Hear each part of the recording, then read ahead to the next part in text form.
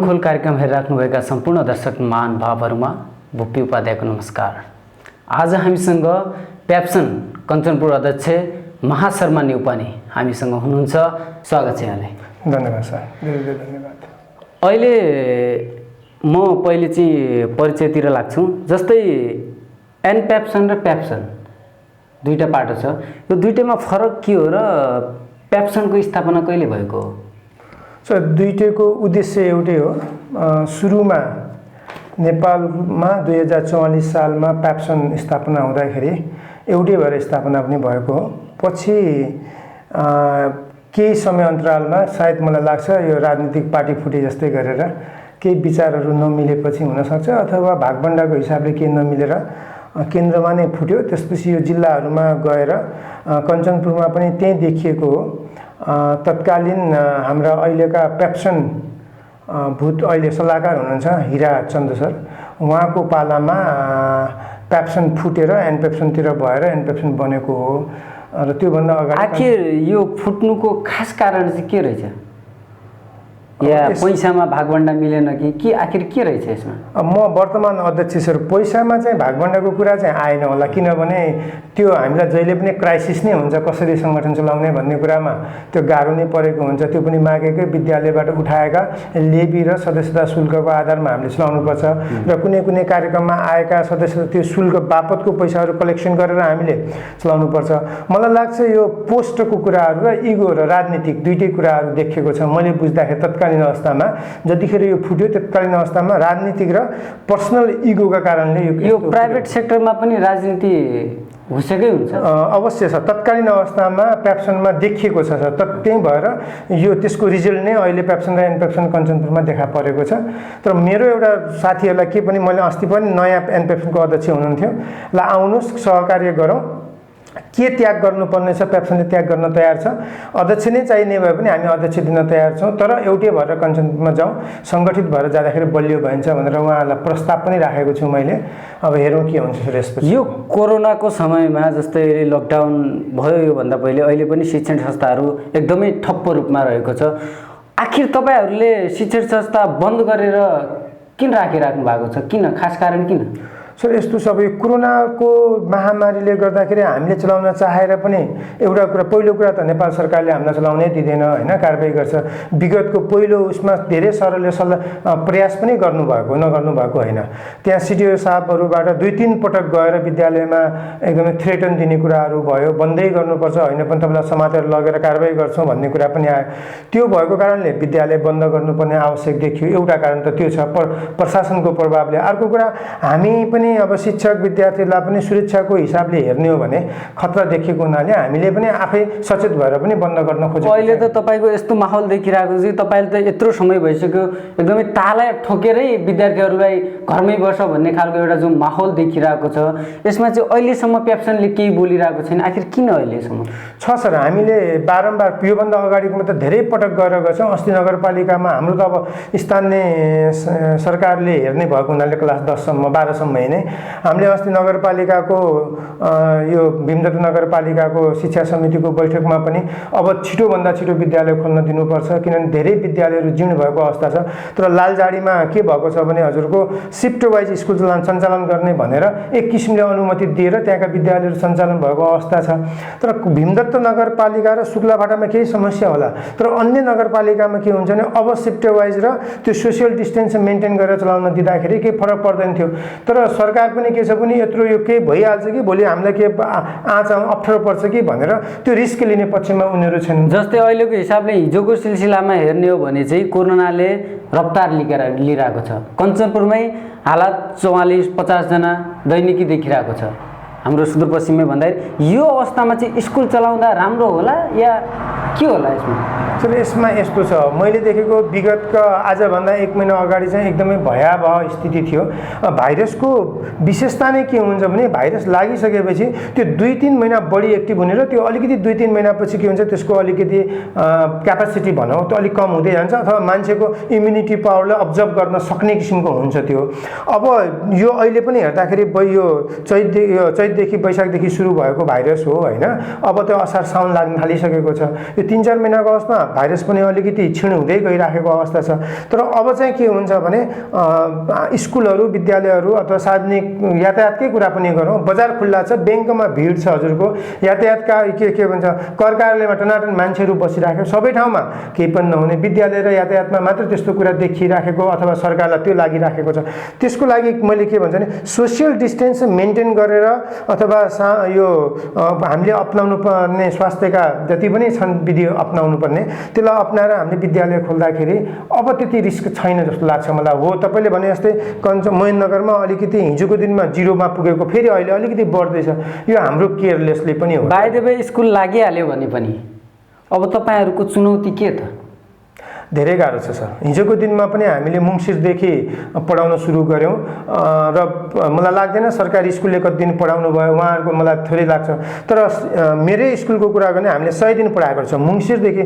जम्मा नेपाल सरकारले हामीलाई 180 देखि 220 दिन पढाउन भन्छ, हामीले 180 दिन कम्तीमा पढाउनु पर्नेमा 100 दिन मुङ्सिरदेखि हामीले चैतसम्म ल्याउँदा 100 दिन लगभग हामीले नेपाल सरकारले समायोजन गर्ने भनेको जुन कोर्स दिएको थियो त्यो समायोजनको आधारमा 70% हामीले पढाउनु पर्यो, 30% समायोजन गर्दा हामीले समयमा सिद्धाउन सक्यौँ कोर्स चाहिँ, र सिद्धाएर पनि हामीले इक्जाम पनि सफल रूपमा लिन पायौँ, बच्चाहरूले पनि राम्रै भएको थियो। तर अहिले पनि अब यो साउनदेखि अथवा असारदेखि नै हामीलाई साउन 15 गते बढीमा बढी साउन 15 गतेदेखि हामीलाई भौतिक रूपमा सोसियल मेन्टेनेन्स गरेर अथवा स्वास्थ्यका मापदण्डहरू अपनाएर हामीलाई विद्यालय सञ्चालन गर्न दिनुभयो भने होइन प्रशासनले, हामी चैत मसान्तसम्ममा कोर्स र राम्रै किसिमको प्रभावकारी शिक्षा दिन सक्छौँ भन्ने जस्तो लाग्छ हामीलाई। जुन जस्तै हेर्नुपर्दा अहिले प्राइभेट सेक्टरका टिचरहरूलाई चाहिँ घरमै बस्नु परेको छ, आफूलाई एक छाक टार्न पनि समस्या जो आइरहेको छ, यो विषयमा चाहिँ पेप्सनले के कस्ता योजनाहरू चलाइरहेको छ? जुन सेलेरीहरूको कुराहरू छ त्यो दिइरहेको छ कि छैन, के छ अवस्था यसमा? सर यो अब स्कुलको अब अलिकति गाह्रो प्रश्न चाहिँ हो यो होइन, भन्न पनि मलाई पनि कता कता अप्ठ्यारो पनि लागिरहेको छ। तर वास्तविकता के हो भने नेपाल सरकारले पनि के भनेको छ भने हामीले लिने भनेको प्रायः 2 किसिमको फी हो। अन्त काठमाडौँका विद्यालयले थुप्रै किसिमको लिन्छ, हामीले लिने भनेको मासिक फिस हो। मासिक फिस उठाउने र त्यो बापतको तलब दिने, 60% तलबमा खर्च गर्ने, 40% व्यवस्थापनमा खर्च गर्ने भनेर नेपाल सरकारले नै हामीलाई दिएको जिम्मेवारी थियो। अब हामीसँग स्वतः विद्यालय नै लागेको छैन, हामीसँग पैसा नै सङ्कलन भएको छैन भने त्यो 60% हामीसँग कहाँबाट आउँछ र हामीले कहाँबाट दिने भन्ने। र कसैको भनाइ के पनि छ भने यत्रो दिनसम्म कमाएको पैसा कहाँ गयो भन्ने कुरा। नेपाल सरकारले 60% खर्च गर भन्ने, 40% व्यवस्थापनमा खर्च गर्छ। यत्रो लगानी गरेको मान्छेले त्यत्तिकै एउटा भाषा, राजनीतिक भाषा छ, जोगी बन्न बनेको राजनीति त होइन भनेछ। यो त एक किसिमले नेपाल सरकारले हामीलाई कम्पनी ऐनमा नै दर्ता गरिदिएको छ, हामीलाई त मुनाफा कमाऊ भनेर दिएको हो नि त एक किसिमले त। तर हामीलाई कति कुराहरू बाधा अडचन चाहिँ छन्, जस्तै 40%मा हामी सीमित रहनुपर्छ।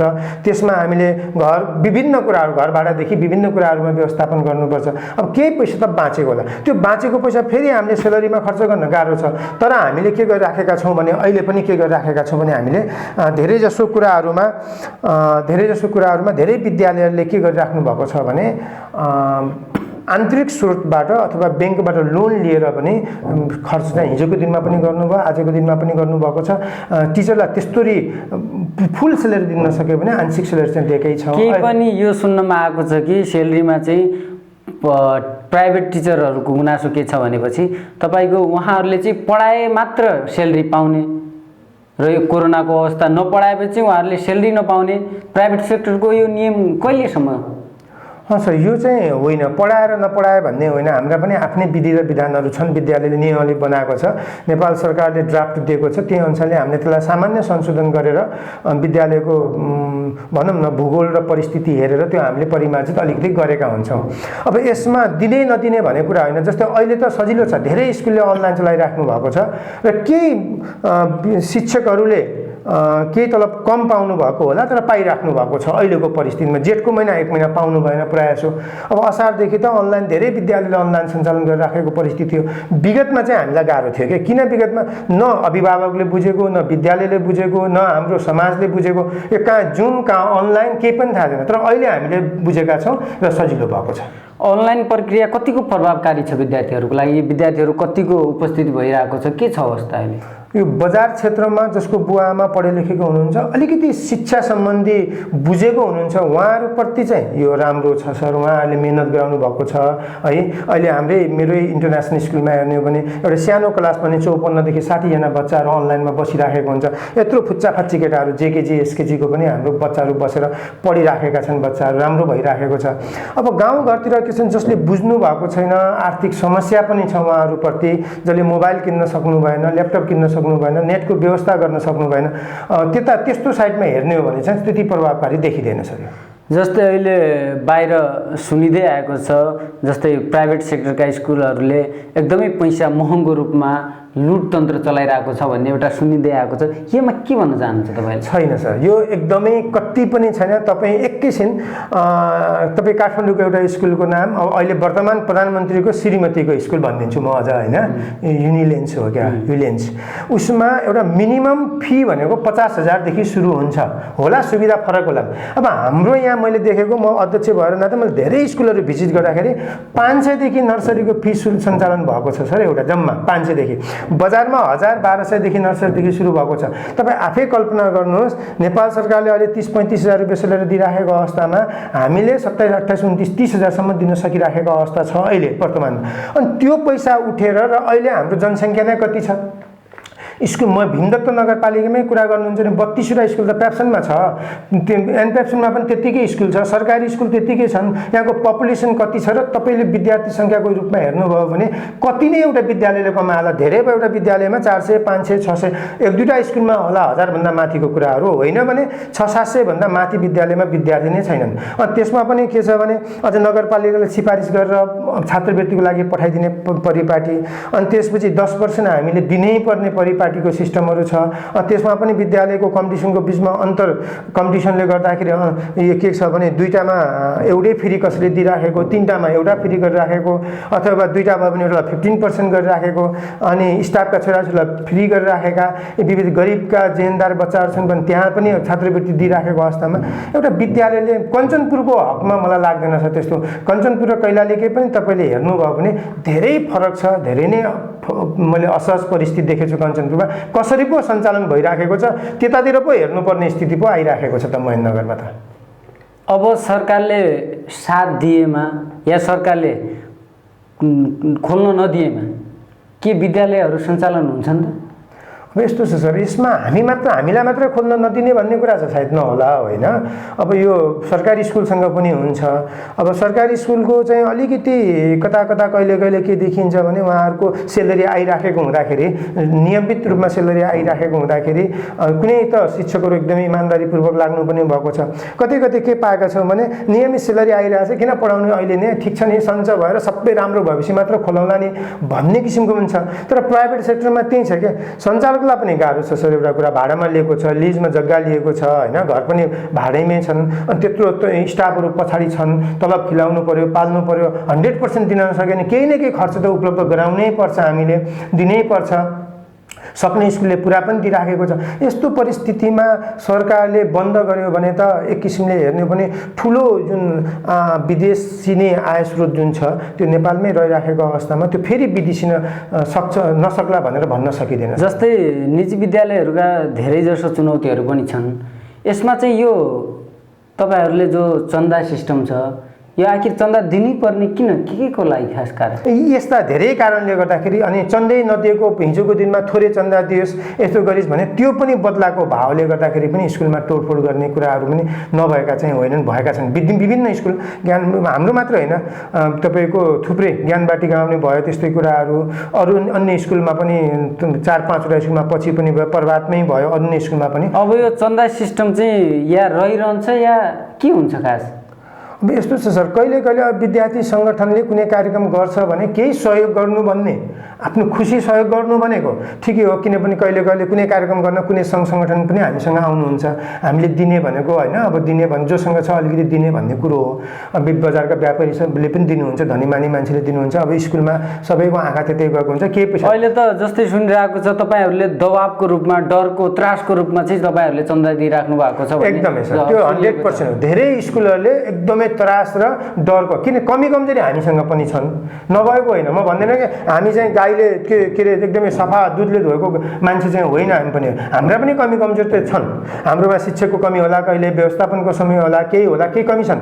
तर त्यो कमीको कारणले गर्दाखेरि धेरै विद्यालयले के गर्छन् भने डरले भए पनि उहाँहरूलाई बाध्यतावश पनि दिनुपर्छ। अनि धेरैलाई त धम्काएको पनि छ, तपाईँको यस्तो छ, हामी यस्तो गरिदिन्छौँ भन्ने कुरा पनि विगतमा आएर हामीसँग पुगेका कुराहरू पनि छन्। यो कुरा हामी कार्यक्रमको अन्तिमतिर छौँ। अन्तिममा जाँदै सम्पूर्ण विद्यार्थी टिचरहरूमा के भन्न चाहनुहुन्छ? अब सबैले संयमित भएर बसिदिनुपर्छ। जो जहाँ जस्तो अवस्थामा हुनुहुन्छ गुरुजनहरूलाई म हार्दिक अनुरोध गर्दछु, किनभने समय परिवर्तनशील छ। छिटोभन्दा छिटो यो समयलाई, रोगलाई नेपाल सरकारले पनि नियन्त्रणमा गर्छ। हिजो मात्रै अहिले त हुनुहुन्न, बहालमा हुनुहुन्न, भूतपूर्वकै भन्नु पर्यो, प्रधानमन्त्रीले नेपालमा सबैलाई पुग्ने किसिमको खोपको व्यवस्था गरिसकेको भन्ने कुरा आएको छ। हामी छिटोभन्दा छिटो खोपबाट होइन हामी सुरक्षित हुनेछौँ। र जहाँ जस्तो अवस्थामा हुनुहुन्छ धैर्यका साथ तपाईँका विद्यार्थीहरूलाई शिक्षा दिने जो अवस्थामा बस्नुहोस्, हजुरहरू पनि स्वस्थ रहनुहोस् र छिटोभन्दा छिटो विद्यालय सञ्चालन हुन्छ भन्ने मैले आशा लिएको छु। हुन्छ, समय दिनुभयो यसको लागि धेरै धेरै धन्यवाद। धन्यवाद सरलाई पनि धेरै धेरै धन्यवाद, र म हजुरको टिभी लाइभ कार्यक्रमलाई पनि मलाई बोलाएर बोल्ने मौका दिनुभएकोमा धेरै धेरै आभार व्यक्त गर्दछु सर।